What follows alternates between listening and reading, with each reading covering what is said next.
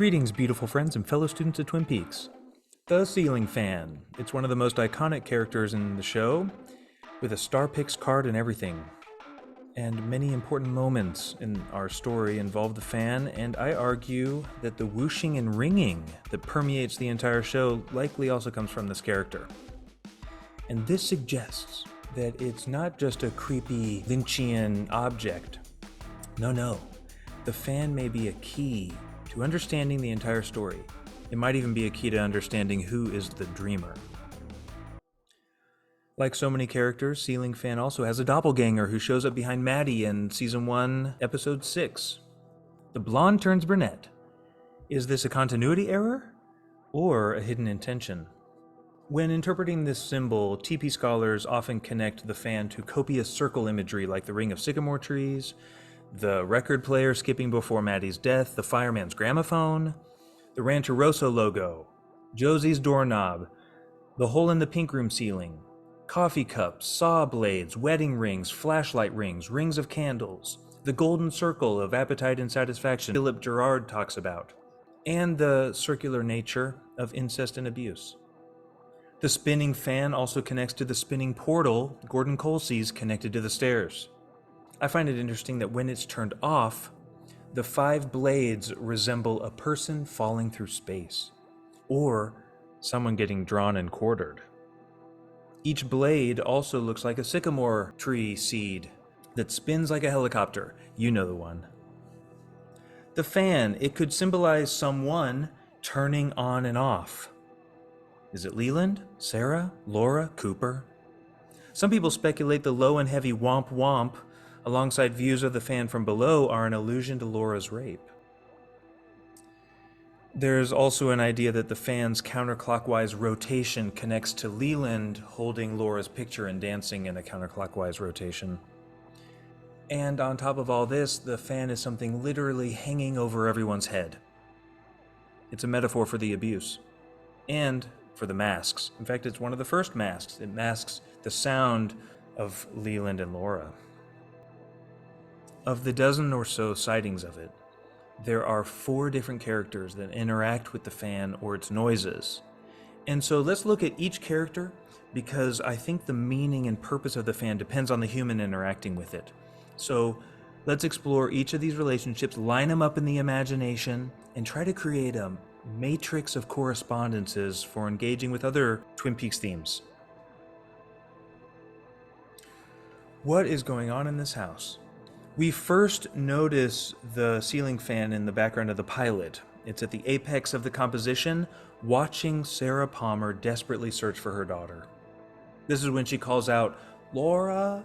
a soundbite recycled for the final word spoken in the return.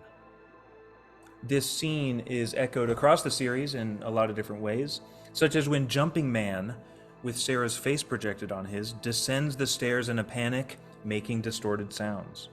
Twin Peaks scholar Lu Ming argues this ties the 2 locations, the Palmer House and the Dutchman's, together definitively. Also in Season 2, when Maddie dies, we get a shot of the ceiling fan and Sarah descending the stairs, this time on her hands and knees. This is one of those primal scenes that the fandom talks about. Sarah, the stairs, and the fan. Fast forward or rewind to Season 3, Part 12, when Hawk checks on Sarah after the incident at the grocery store. We get 2 new shots of the fan. The first and last shots of it in Season 3, before we go back to Fire Walk with Me. One through Laura's bedroom doorway from outside the window. It's like it's Leland or Bob's view. This is also kind of like a new doorway picture.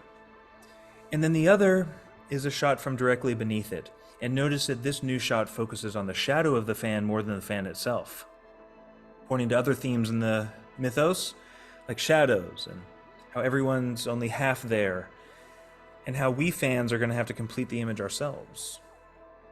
Ceiling fan. It leads us back into the house and then down into Sarah Palmer answering the door. Hawk. We're here because Hawk is responding to Sarah's PTSD incident.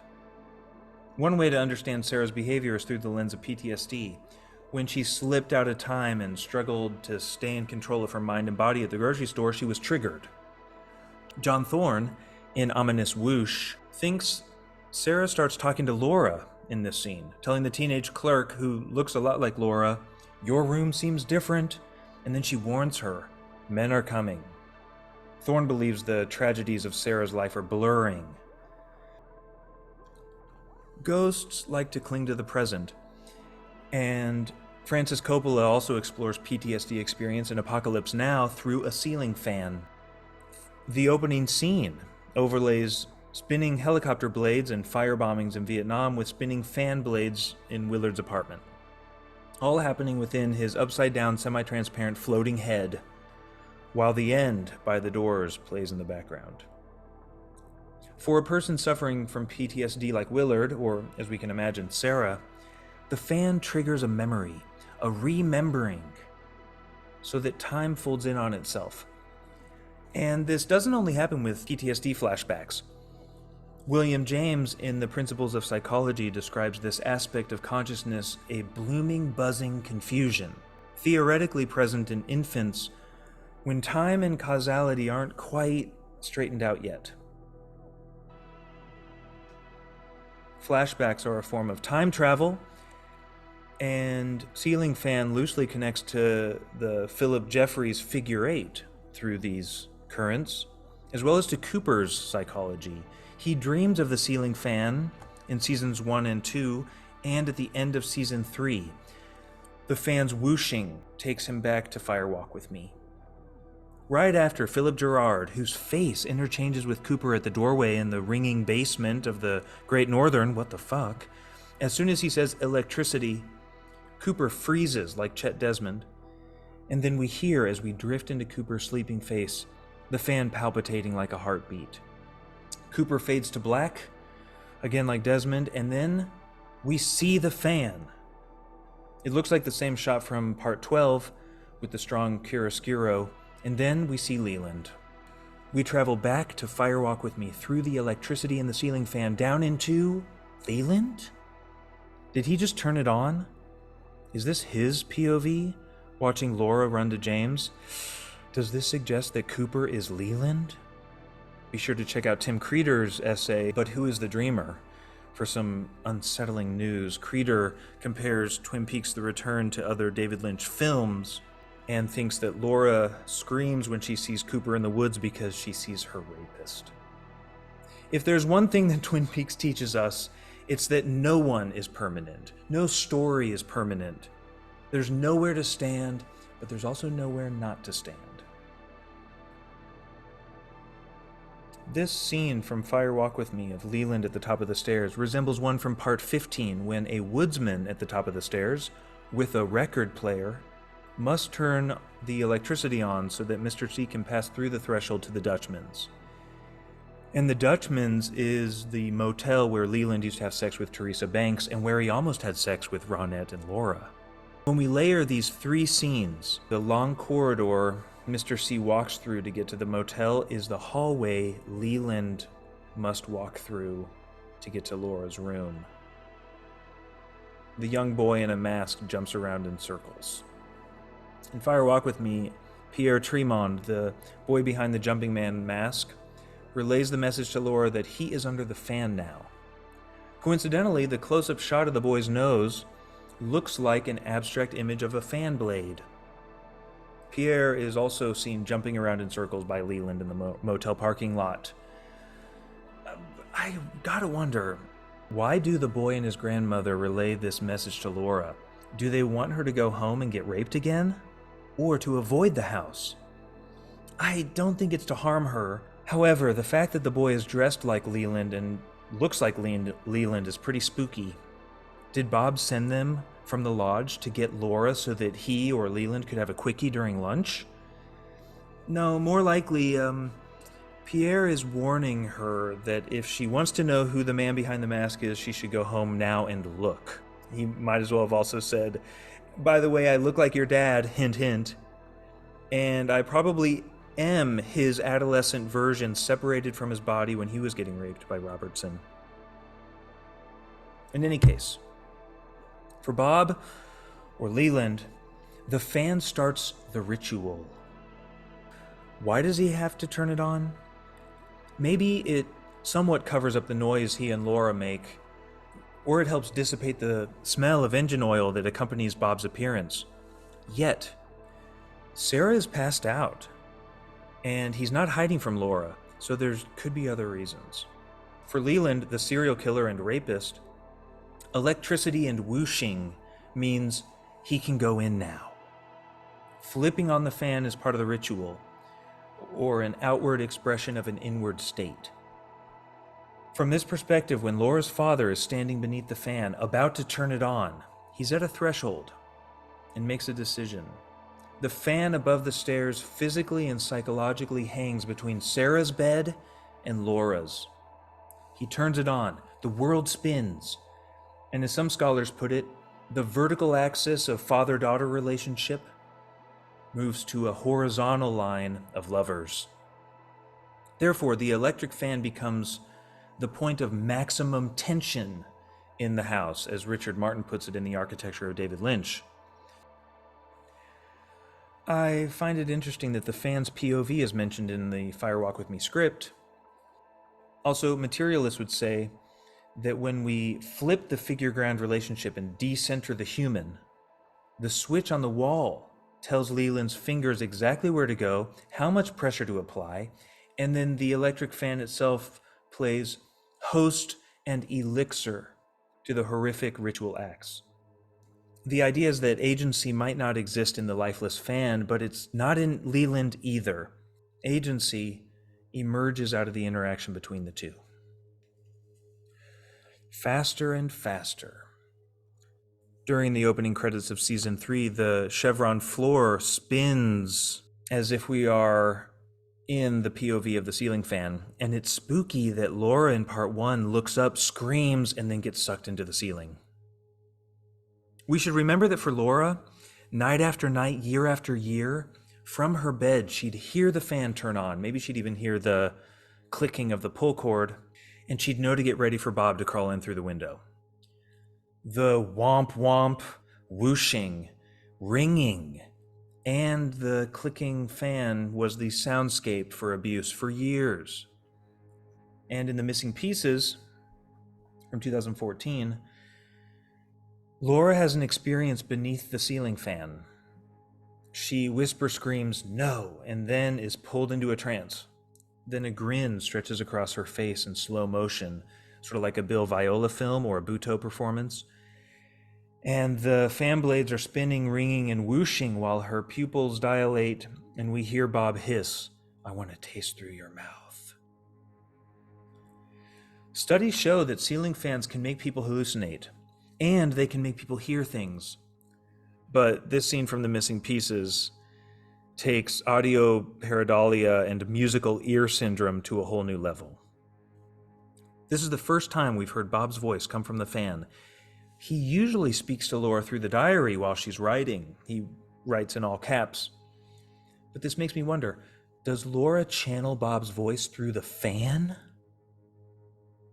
In this scene, she appears to also be enjoying the trance.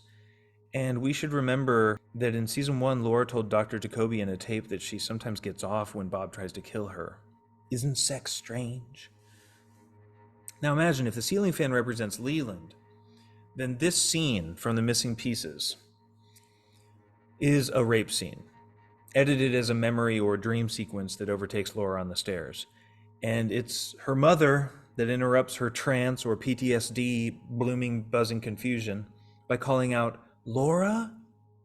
which sounds just like the Laura soundbite we hear at the end of part 18. Laura's mind and the ceiling fan blend together. This is a very specific circumstance that Lynch and Frost crafts for us, but the principle is fairly common.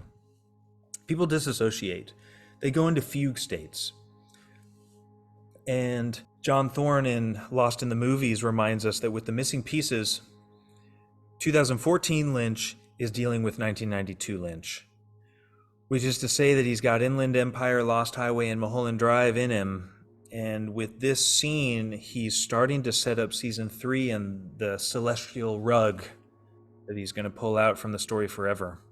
And this is a hint to why the ceiling fan might play a crucial role in our interpretation of season 3.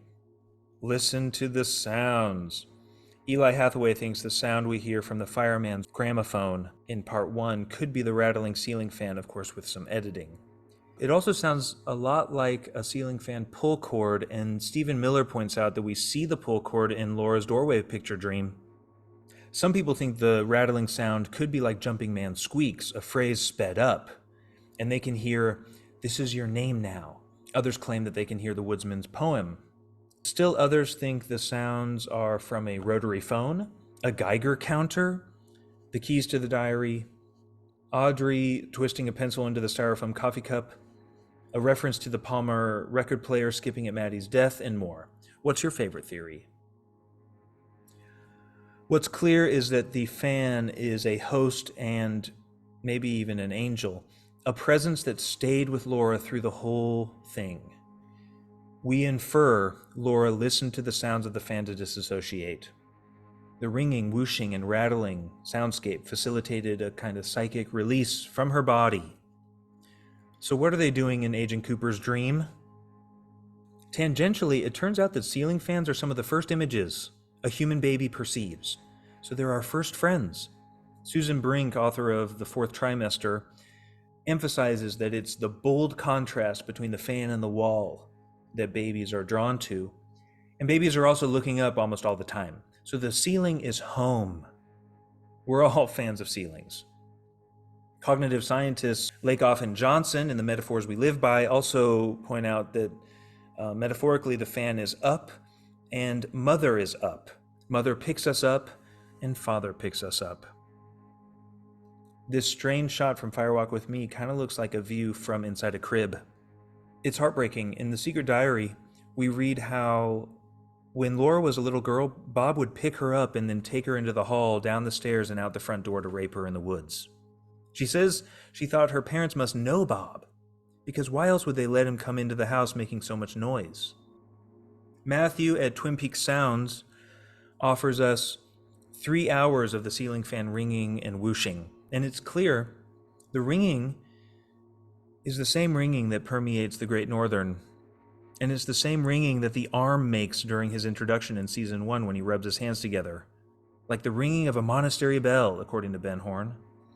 And in the Great Northern, and in Twin Peaks, neither the ring nor the ringing is easily locatable. But if we begin to line the ringing up with the fan, interesting things happen in the narrative. Iranian artist Tala Madani provides more insight into ceiling fan imagery as she paints them alongside her famous shit mothers. Be sure to check out her painting Death Fan, or there's another one called Climate Control. Madani's ceiling fans appear to splatter shit everywhere and have blades that slice through the air like knives. She says fans give us the opportunity to re-examine the air as a new site for dread. An air, it's thick, it's filled with shit. The fan and its sounds capture Leland and Laura's inner lives, mixes them, inflames them. The camera lingers a bit too long on the fan. The domestic becomes wild, the familiar becomes alien, the home becomes a living, malignant force. It plays into the haunted house trope and connects Twin Peaks to killer houses, living houses, and houses that drive people mad. The killer house. It's a kind of traditional American monster, as Adam Jortner puts it in American Monster from 2021. The late 19th century woman driven mad by her yellow wallpaper echoes into the urban legend of the babysitter who traces the prank call only to find out that it's coming from inside the house. Likewise, Jortner explores Edgar Allan Poe's Follow the House of Usher next to the 1973 novel Burnt Offerings, which is about a house that feeds off the physical and emotional pain of the people who live there. As the woman's family disintegrates, she spends more time caring for the house, who seems to love her more than anyone in her family does. There were a bunch of evil house stories in the 1970s, like Burnt Offerings, or The Shining, or the Amityville Horror. And Jortner thinks this is related to the 70s housing crisis, because when houses became too expensive, they own you, not the other way around. And so people rushed to see movies and consume stories about evil houses because monster movies alleviate cultural anxieties like pressure valves. The Palmer House is another one of these evil house stories, and it's haunted by ghosts and evidently by another house with floral wallpaper. I think the fan, like the doorway picture, could be a portal between houses. The stairs in the ghost house are decorated with a large painting of a mushroom cloud, connecting the Palmer House situation to the Trinity bomb. Dirty bearded men stand on the stairs, presumably beneath the lodge ceiling fan, blowing their excreta throughout the house, throughout the world. Are they waiting for Gordon Cole, or do they just hang out on the stairs all day under the fan? These are stories about monsters hiding inside houses. Ceiling fans are a fixture in 80% of US homes, and turning our attention to them is an artistic strategy where, as Marshall McLuhan puts it, the previous environment becomes a work of art in the new invisible environment. It's also a filmic choice. YouTuber Alex the Bold says he's been paying attention to ceiling fans in movies since he was a kid, and he's edited together some classics. And the 1989 film The Roadhouse has scenes that resemble iconic scenes in Twin Peaks. It's striking how ceiling fans were associated with factories and public places like bowling alleys long before they ever moved into private homes. So the fan in Twin Peaks and elsewhere can be a sign that the private house is more factory-like than we'd like to think. The inventor, a German-American named Philip Diehl, made the first electrically powered ceiling fan in 1887 by mounting blades on a sewing machine motor. He even attached a light. It's an assisted ready-made, born or patented in 1889, the same year the Curies discovered radioactive material, and neon was distilled from pure air and trapped in a lamp. The fans we know and love wouldn't fill US homes until the 1950s, and then they dip in popularity only to resurge in the 90s. And it's become a symbol for lowering energy costs. Yet, evidently, most people don't adjust their thermostats when using ceiling fans, so they actually increase their energy use rather than reduce it. Whoops! The motor also generates more heat. Be sure to check out the essay, Ceiling Fans Are Evil. God, imagine Leland turning on the fan in order to save on energy costs. In conclusion, considering auralism and sound fetishes, the psychology of PTSD, and serial killer rituals, the fan takes on a much more active role. It reveals a marvelous system of correspondences between fathers and record players, rings and rings, mothers and helicopters and PTSD, and probing this character encourages metaphorical thinking, slow thinking, and the building of a chord and a theme. Its sounds are an escape for Laura, its electricity a catalyst for Leland, its image a reminder for Sarah. And we don't know what it is for Cooper, but it's something. When we leave the literal story and enter myth, the ominous fan in Twin Peaks is a reminder that above us in the food chain are angels who feast on our pain and suffering, and there is a spinning blade of fire that keeps some locked in a circle of trauma.